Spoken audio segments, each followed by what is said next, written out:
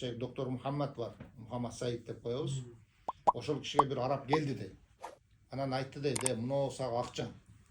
Ошо сен эли журтуңа барат экенсиң, Хамди шаар деп коет. Ошого апамдын атынан бир мечит салып койчу.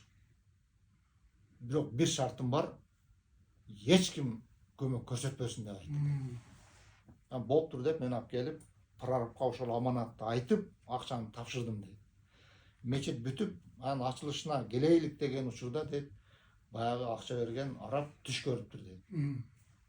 Түшүндө бейишке кирип кетип атса, бир аял кошо кирет экен да. Экинчи күн түш көрөт экен, аял кошо кирет экен.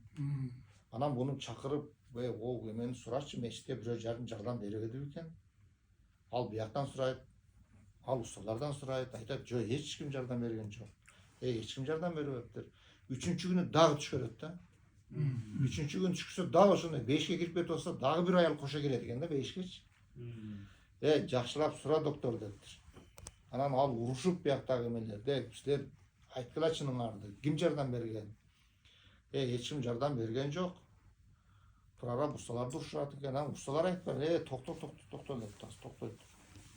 Бир күнү биз дуалды уруп атсак, бир кемпир келди дейт.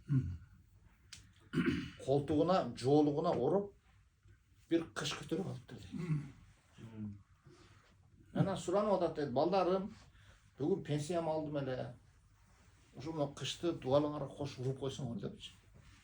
Болду апа, бара бериңиз, уруп коебуз десек, жок балам, карап турайын, мен көзүм менен көрөйүнчү, уруп койгулачы деп сурады дейт.